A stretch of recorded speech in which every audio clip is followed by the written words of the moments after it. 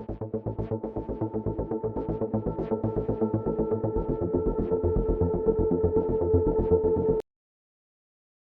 56 inch மோடியை பங்கமாய் கலாய்த்திருக்கிறார் doctor மன்மோகன் சிங்.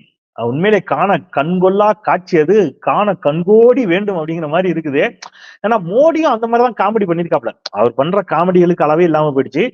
ஆனா மன்மோகன் சிங் இல்ல, இவங்க எல்லாம் மன்மோகன் சிங் என்னமோ சொன்னாங்கல்ல, பேச மாட்டேன் அது இது இவருக்கு பேசவே தெரியாது அப்படின்னு. ஆனா ஒரு வார்த்தை சொன்னாலும் சும்மா நறுக்குன்னு சொல்லியிருக்காப்ல. மோடி செஞ்ச காமெடியையும் நம்ம ரியலி வி மிஸ் யூ தலைவா அப்படின்னு மன்மோகன் சிங்கை சொல்லணும்னு தோணுது.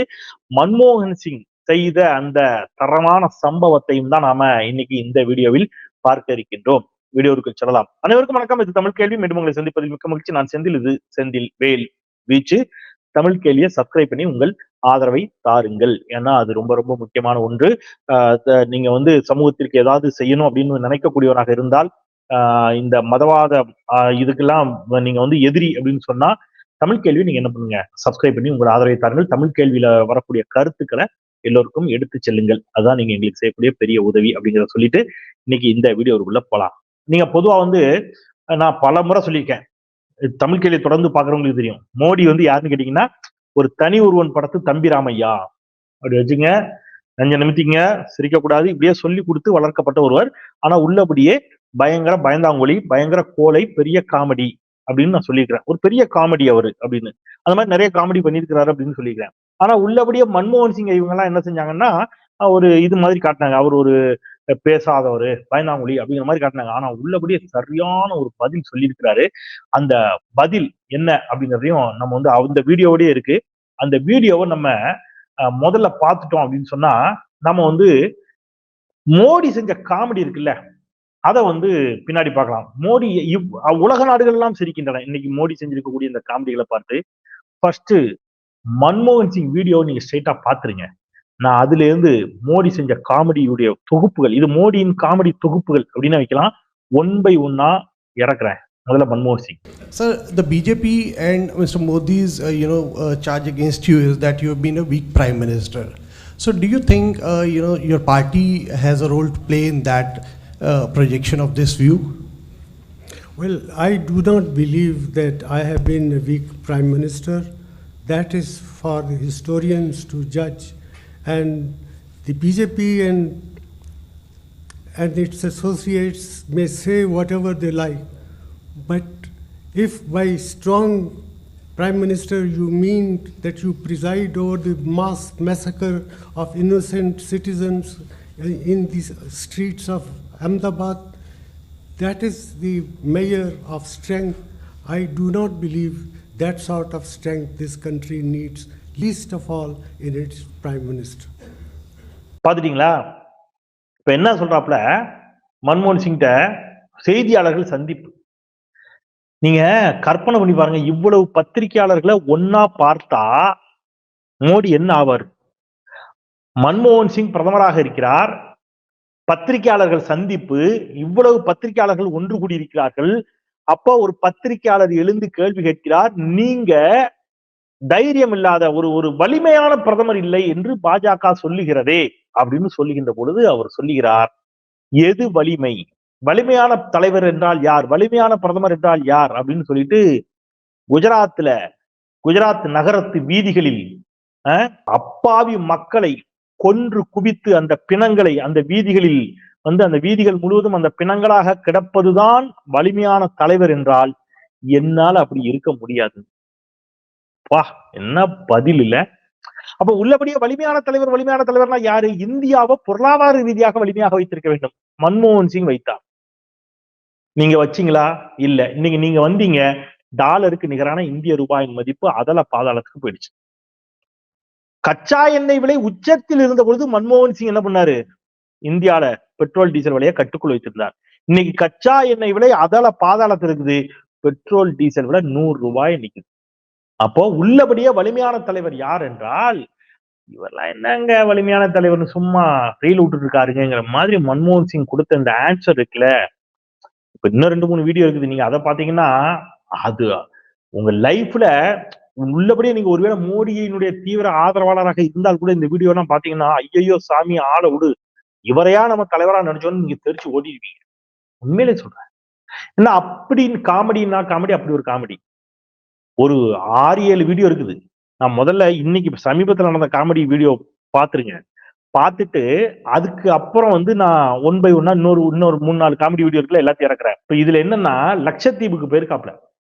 2 நாளா சோசியல் மீடியால நீங்க பார்த்ததுதான். இப்ப லட்சத்தீவுக்கு போனது அங்க வந்து ஸ்கூபா டைவிங் சொல்லுவோம், கடலுக்குள் ஆழ்கடலுக்குள் போறது இல்லையா. ஆழ்கடலுக்குள் போறது, போய் நீச்சல் அடிக்கிறது அப்படின்னா, இப்போ லைஃப் ஜாக்கெட் போட்டுருந்தா யாராவது கடலுக்குள்ள போக முடியுமா? லைஃப் ஜாக்கெட் எதுக்கு? போட்ல போறவங்க இதுல எல்லாம் திடீர்னு தவறி தண்ணிக்குள்ள விழுந்துட்டாங்கன்னா தண்ணியில மூழ்காம இருப்பதற்கு, மிதப்பதற்கு லைஃப் ஜாக்கெட். தண்ணிக்குள்ள போய் ஸ்கூபா டைவிங் பண்ணக்கூடியவர்களுக்கு ஆழ்கடல் உள்ள போய் அதெல்லாம் பார்ப்பாங்க. நீங்க பார்த்திருப்பீங்க யூடியூப்ஸ்ல எல்லாம். அதை பார்க்கறவங்களுக்கு லைஃப் ஜாக்கெட் போட்டா எப்படி உள்ள போக முடியும்? அப்போ தலைவர் வழக்கம் போல என்ன செஞ்சிருக்கிறார் அப்படின்னா, போட்டோ ஷூட் மட்டும் நடத்திருக்காப்ல. உள்ள போறதுக்கு பயம், பீதியா இருந்திருக்கலாம், தப்பு இல்ல. அல்லது நீச்சல் தெரியுமா தெரியலையான்னு எனக்கு தெரியல, தவறு இல்ல. அது அவருடைய நீச்சல் தெரியலங்கிறதுனால ஒன்றும் தவறு இல்ல. இங்க பாருங்க, இவங்க யார வந்து கிண்டல் பண்றாங்களோ, இப்ப இவரு தண்ணிக்குள்ள போய் நின்று லைஃப் ஜாக்கெட் போட்டு நிக்கிறாப்ல. ஆனா இவர் வலிமையான தலைவர், நீங்க நம்பணும். நம்பலைன்னா ரத்தங்கிக்கு ஜாவிங்கிற மாதிரி சாபம் கொடுப்பானுவோம். உள்ளபடியே கடலுக்குள்ள போயிட்டு மீனவர்களோட அப்படியே லைஃப் ஜாக்கெட் இல்ல, ஒண்ணு இல்ல, எதுவும் இல்ல, அப்படியே கடல்ல குதிச்சிட்டாரு. குதிச்சு நீந்துகிறார். இவர் வலிமையான தலைவர். நம்ம வந்து ஒரே இதான் தனி ஒருவன் தம்பி ராமையா தான் அப்படி வச்சுக்கணும். சரி, இப்ப மன்மோகன் சிங் இவ்வளவு பிரஸ் சந்திச்சார்ல, அந்த அந்த ஹால் நீங்க பாத்தீங்களா, எவ்வளவு இருந்துச்சு பாத்தீங்கல்ல. அதுல கேட்ட கேள்வி, அவர் சொன்ன பதிலையும் நான் தமிழ்ல சொன்னேன். இவ்வளவு பத்திரிகையாளர்களை தன் வாழ்நாளில் மோடி பார்த்தா என்ன ஆவார் தெரியுமா? அதேதான், கரெக்ட். நீங்க ஒரே ஒரு பத்திரிகையாளர் கரண் தப்பார அவர் சந்திச்சார். மக்களுக்கு மறந்துடும்ல, நம்ம திருப்பி நினைவுபடுத்தணும். பழைய வீடியோ தான், உங்களுக்கு பல பேருக்கு தெரிஞ்ச வீடியோ. ஆனா அவசியம் திருப்பி ஒரு வாட்டி பாருங்க. இதெல்லாம் கிடைக்காது, காண்பதற்கு அரிய காட்சிகள். திருப்பி திருப்பி மக்களுக்கு நினைவுபடுத்திட்டே இருக்கணும். கரண் தப்பாரோட ஒரு 1-on-1 குஜராத் கலவரம், இதை பத்தி எல்லாம் கரண் தப்பார் கேள்வி கேட்பாரு. நம்ம தலைவர் மோடியில பானி தண்ணி கொடுப்பாங்க. இவர் கேமரா ஆஃப் பண்ணிச்சுன்னு நினைச்சிட்டு மைக்கெல்லாம் கட்டி வச்சுட்டு, நோ ஐயா சாமி என்னை ஆளை விடு அப்படின்னு எந்திரிச்சு போற அழகு இருக்குல்ல. நீங்க இந்த வீடியோ ஒரு வாட்டி பாருங்க. 3-4 questions I will attend you. So I can't. Dr. Modi sir. Yeah, please. Modi sir. Okay, then. பாத்துட்டீங்களா? சுத்தி நூற்றுக்கணக்கான செய்தியாளர்களை துணிச்சலோடு எதிர்கொண்டு பதில் சொல்கின்ற மன்மோகன் சிங்கை கோலை வலிமை இல்லாத தலைவர் என்று சொல்லிவிட்டு, ஒரே ஒரு பத்திரிகையாளரை கண்டா தவிச்சு தண்ணி குடிச்சு தண்ணி குடு அப்படின்னு சொல்லி மைக்க கழட்டி வச்சுட்டு ஓடின இவரு வீரர், மாவீரரு, தீரரு, நாம நம்பணும். நான் அதான் பகிரங்கமா சவால் விடுறேன். நான் அண்ணாமலையில இருந்து எல்லாருக்கும் சவால் விடுறேன். யாருக்காவது என் சவாலை ஏத்துக்க தில் இருக்குதா? ஒரே ஒரு முறை நரேந்திர தாமோதர தாஸ் அவர்களை, தமிழ்நாட்டில் செய்தியாளர்களை ஒரு அரை மணி நேரம் சந்திக்க சொல்லுங்கள். தமிழ்நாடு செய்தியாளர்கள் எழுப்பக்கூடிய கேள்விகளுக்கு பதில் சொல்லிடுங்க. முடியுமா? தில் இருக்கா? திராணி இருக்கா? கிடையாது. ஆனா அப்படியே நெஞ்ச நிமித்திட்டு வலிமையான தலைவர். இப்ப அதை விடுங்க. அப்ப நீங்க உங்களுக்கு டவுட் வரும், சார் மேடையில எல்லாம் பேசுறாரு சார், அது எப்படி சார் அப்படின்னு கேட்பீங்களே. ஒரு மேடையில பேசுற ரகசியத்தை நான் சொல்றேன். அதுக்கு முன்னாடி ரொம்ப நாளா எனக்கு டவுட். சரி, இவர் பத்திரிகையாளர்களை சந்திக்க மாட்டேங்கிறாரு, பத்திரிகையாளர்களும் இவரை சந்திக்க மாட்டாங்க. இப்போ இதே மன்மோகன் சிங், சோனியா காந்தினா பின்னாடி விரட்டி போயாவது மைக்கெல்லாம் நீட்டுவாங்க. ஆமா, மைக்க நீட்டி எப்படியாவது வார்த்தையை வாயிலிருந்து புடுங்கணும்னு நினைச்சு தங்கள் வீரத்தை எல்லாம் இவர்களிடம் காட்டும் பத்திரிகையாளர்கள் யாரும் யார்கிட்ட காட்டுறது இல்ல. நான் சொல்றது நேஷனல் மீடியா, வட இந்திய ஊடகங்கள்னு சொல்றோம் இல்லையா, ஹிந்தி ஊடகங்கள் இப்ப எல்லாம் கோடி மீடியாவா மாறி இருக்குது. மோடிட்ட இவங்களும் பேத்தி கேட்கறதுல அவரும் கொடுக்கறது இல்ல. ஆனா இப்ப வெளிநாட்டுக்கெல்லாம் போறாருல, அங்க டக்குன்னு நினைச்சுருவாங்க, மைக்க போட்டுருவாங்க, நடக்கும்ல. ஏன்னா அவங்களுக்கு என்ன பயம், அப்படி ஏதாவது மைக்க போட்டா இவர் என்ன பேசுவாரு அப்படின்னு ரொம்ப நாளா எனக்கு ஒரு எண்ணம் வந்துச்சு. அப்படி ஒரு நாள் ஒரு கேள்வியை கேட்டுவிட்டாங்க. மைக்க நீட்டிட்டாங்க. இவர் பத்திரிக்கையாளர்கள் நினைக்கல. நம்ம தலைவருக்கு எப்பவுமே கேமரா மீது ஒரு, உங்களுக்கே தெரியும், கேமரா எங்க இருந்தாலும் ஈர்க்கும். அது காந்தம் வந்து ஈர்க்கிற மாதிரி தலைவரை வந்து அது ஈர்த்துரும். கேமரான்னா போதும், ஆமா ஒரே குசியாயிருவாப்ல. அப்படி கேமரா பார்த்து வேகமா வருவாப்ல. அங்க பத்திரிகையாளர்கள் கேள்வி கேட்பாங்கல்ல, அவர் சொன்ன பதில நீங்களே பாருங்களேன். Oh my God, oh my God. तो क्या बोलेंगे सर? नहीं अब मैं पूछूंगा ऐसा कैसे हुआ. எப்படி பாத்துட்டீங்களா? ஓ மை காட், ஏ ஐயோ கடவுளே, ஆள விடுங்க சாமி, நான் பத்திரிகையாளர்கள் இருப்பீங்கன்னு எனக்கு தெரியாதுப்பா, எப்பாடே நான் ஏதோ கேமராவை நம்பி ஆசைப்பட்டு வந்து நின்னது ஒரு குத்தமா அப்படிங்கிற மாதிரி எனக்கு உள்ளபடியே பேச விடல, அவ்வளவு சிரிப்பு வருது. இப்படி ஒரு ஆளை நீங்க அசகாய சூரர்னு அரிதாரம் பூசி ஊரை ஏமாத்திட்டு இருக்காங்க. சரி விடுங்க. இப்போ மேடையில எல்லாம் உங்களுக்கு பேசுறாருல, அந்த டவுட் இல்ல, ஐயே பேகணும் அமாரா ஹே பாரத் அப்படிலாம் பார்த்திருப்பீங்க. அது நான் பலமுறை சொல்லியிருக்கேன், டெலிபிராம்டர் அப்படின்னு உங்ககிட்ட சொல்லியிருக்கேன். அந்த டெலிபிராம்டர் ஆஃப் ஆயிடுச்சுன்னா என்ன ஆகும் அப்படின்னு நான் பலமுறை கற்பனை பண்ணியிருக்கேன். ஒரு வாட்டியாவது டெலிபிராம்டர் ஆஃப் ஆயிடுச்சுன்னா, அல்லது டெலிபிராம்டர்ல எவராவது ஒருத்தன் தப்பா எழுதி வச்சுட்டான்னு வைங்க, ஹமாரா தேஷ்மே நான் ராஜினாமா செய்றேன் ஹோ அப்படின்னு எவனா எழுதி வச்சிருந்தான் நான் ஹிந்தியில, அதை அப்படியே வச்சிருவாப்ல. அப்படி ஒரு சம்பவம் நடந்துருச்சு உள்ளபடியே. நீங்க எவனோ இருந்திருக்கான், என்ன பண்ணாலும் தெரியல, டெலிபிராம்டர் ஆஃப். இவர் எங்கேயோ வீர உர ஆட்டிட்டு இருக்கிறாப்ல நம்ம தலைவர். நீங்களே அந்த கண்கொள்ளா காட்சியை பாத்துக்கங்க. टेम्परामेंट, हम भारतीयों का टैलेंट, जिस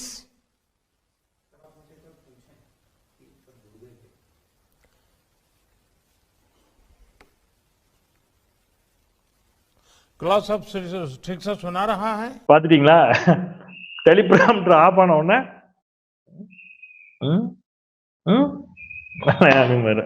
அங்கதான் போயிடுச்சே. அது வரைக்கும் வீரவசனம். டெலிபிராம்டர் கட் ஆன உடனே கட்டு. ஆனா நீங்க நம்பணும், யாரு இவர் தான் வலிமையான, ஆமா அப்படின்னு வலிமையான பிரதமர்னா பிரஸ் சொன்னீங்க, வலிமையான தலைவர்னா பத்திரிகையாளர்கள் சந்திங்க, பத்திரிகையாளர்கள் கேட்கிற கேள்விகளுக்கு பதில் சொல்லுங்க. ஒரு பத்திரிகையாளர் சந்திப்பு இந்த தேர்தலுக்கு முன்பாக, நாடாளுமன்ற மக்களவை தேர்தலுக்கு முன்பாக தமிழ்நாட்டில் அனைத்து பத்திரிகையாளர்களையும் கூட்டி வைத்து கேள்விகளுக்கு பதில் சொல்லிட்டு போயிடுங்க. நீங்க டெலிபிராம்டர் இல்லாம முடியுமா? முடியாதுல்ல. அப்புறம் என்ன வலிமையான தலைவர்? மன்மோகன் சிங்கை கூட்டாங்க, பதில் பேசுவாரு. ராகுல் காந்தியை கூட்டாங்க, எல்லா பிரச்சனையும் சந்திக்கிறாரு. சார் அப்படின்னு கூப்பிட்டா இன்னும் நீங்க வந்து என்ன செய்யலாம், யூ கேன் கால் மீ ராகுல், மிஸ்டர் ராகுல்னு கூப்பிடுங்கன்னு சொல்லிட்டு கெத்தா ஸ்டைலா பிள்ளைங்கிட்ட என்ன கேள்வி வேணாலும் கேளு, பதில் பேசுறாரு. முடியுமா? முடியாது. கேமராவை கண்டா எங்க கேமரா ஈர்க்குதுன்னு சொன்ன பாருங்க, அது எவ்வளவு தூரம் ஈர்க்குதுன்னா, வெளிநாட்டுக்கு போறாரு. வெளிநாட்டுக்கு போனா அங்க வந்து இவர் வரவேற்கிற விதமாக நம்ம நாட்டு தேசிய கீதம் இசைக்கப்படுகிறது. நம்ம நாட்டு தேசிய கீதம் இசைக்கப்படும் போது நம்ம என்ன செய்வோம், எல்லாரும் அட்டென்ஷன்ல நிற்போம். அது நம்முடைய தேசத்திற்கு நாம் கொடுக்கக்கூடிய மரியாதை. தேசிய கீதம் அப்படிங்கிறது ரொம்ப என்ன சொல்றது, போற்றத்தக்க மதிக்கத்தக்க ஒன்று இல்லையா? தேசிய கீதம் பாடும்போது யாரும் உட்கார மாட்டோம். அப்படிலாம் தேசிய கீதம் போடும்போது யாரும் நடக்கவும் கூடாது. அங்க கேமரா இருந்துச்சா என்னன்னு தெரியல, இந்தியாவோட தேசிய கீதம் போடுறாங்க. நம்மால் நடப்பாரு பாருங்க, லெஃப்ட் ரைட் அப்படின்னு போட்டு நடக்க ஆரம்பிச்சிருவாப்ப. அந்த நாட்டு தலைவர் பிடிச்சி இழுப்பாரு, ஹலோ ஐயா, போடுறது பாடிட்டு இருக்கிறது உங்க நாட்டு தேசிய கீதம், நடக்கப்படாது, வந்து நில்லுங்க அப்படின்னு கூப்பிடுவாரு. நீங்க அந்த வீடியோ பாருங்க.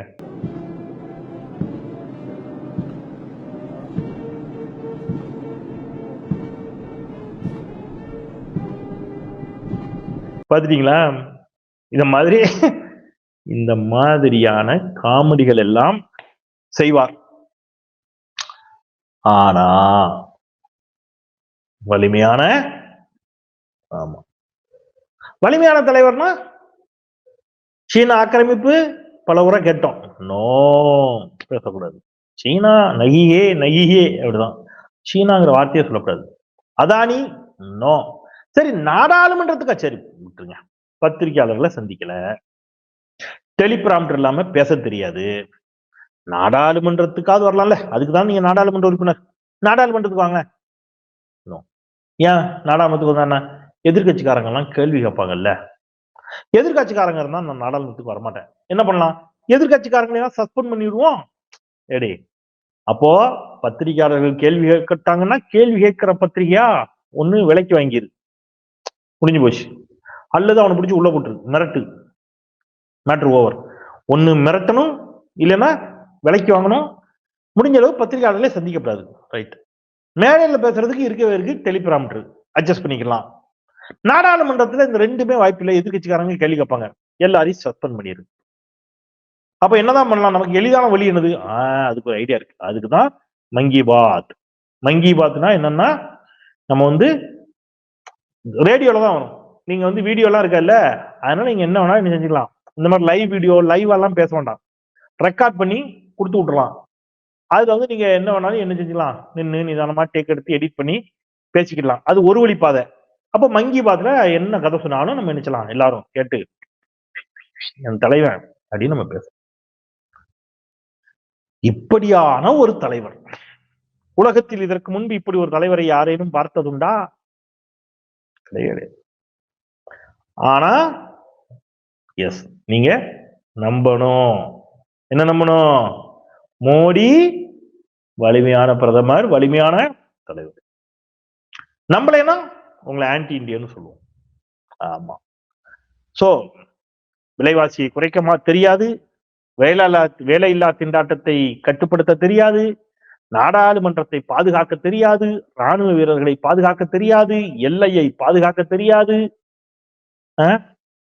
எதுவும் தெரியாது. பிராம்டர் இல்லாம பேச தெரியாது, எதிர்கட்சி கேள்விகளுக்கு பதில் சொல்ல தெரியாது, பத்திரிகையாளர்களை சந்திக்க தெம்பு கிடையாது, லைஃப் ஜாக்கெட் போட்டுட்டு தண்ணிக்குள்ள போக முடியாதுன்னு தெரியாது, எதுவும் தெரியாது. ஆனா தலையை நிமித்திக்கணும், நெஞ்ச வச்சுக்கணும். அப்பதான் வலிமையான தலைவர். இப்ப வலிமையான தலைவராவது எப்படி?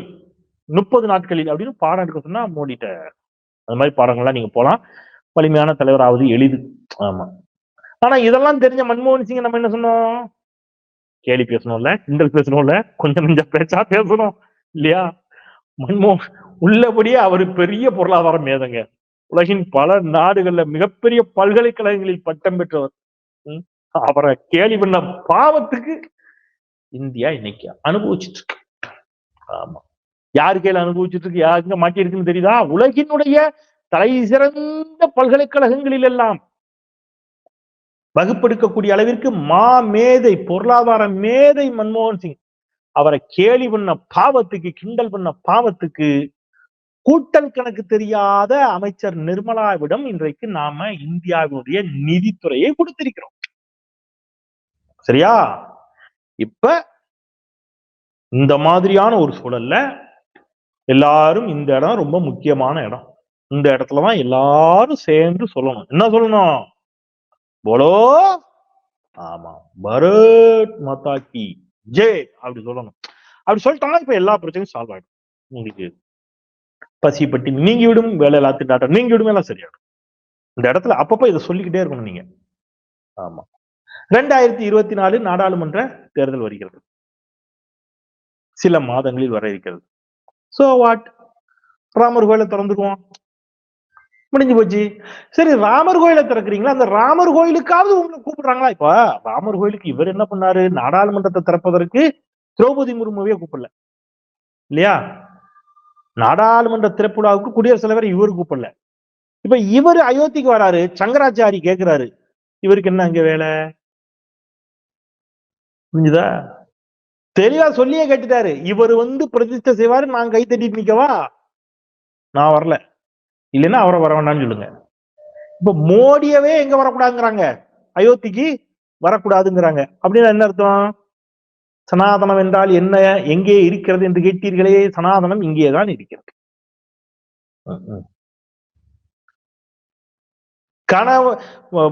மனைவியை கைவிட்ட மோடி எப்படி அயோத்திக்கு வரலாம்னு சுப்பிரமணிய சாமி கேட்கிறார். நான் என்ன வேண்டாங்க, நீங்க சீனா அதானி எல்லாம் விட்டுருங்க. சுப்பிரமணிய சாமியை கட்சியை விட்டு நீங்களா பாப்போம். நீங்க அவர் சவால் விடுறாரு, என்னை நீக்கிறட்டும் பாப்போங்கிறாரு. இவ்வளவு கழி ஊத்துறார சுப்பிரமணிய சாமி உங்களால என்ன செய்ய முடியுது? சுப்பிரமணிய சாமி உங்களால கட்சியை விட்டு நீக்க முடியுதா? சுப்பிரமணிய சாமியை நாங்கள் கண்டிக்கிறோம்னு சொல்ல முடியுதா உங்களால? உங்க யாருக்காவது துப்பு இருக்கா, திராணி இருக்கா, தெம்பு இருக்கா? கிடையாது இல்ல. அவ்வளவுதான். சோ அப்போ சுப்பிரமணிய சாமி யாருன்னு உங்களுக்கு தெரியும், பூரி சங்கராச்சாரியார் யாருன்னு உங்களுக்கு தெரியும். ஆனா நீங்க என்ன செய்வீங்க? சனாதனம் அப்படின்னு கத்துவீங்க. சரி, இப்போ நாம எல்லாரும் சேர்ந்து ஒரு முறை சொல்லி விலைவாசி, வேலையில்லா திண்டாட்டம், எல்லா தீர்வுக்கும், எல்லா பிரச்சனைக்கும் தீர்வை கண்டுபிடிச்சிருமா?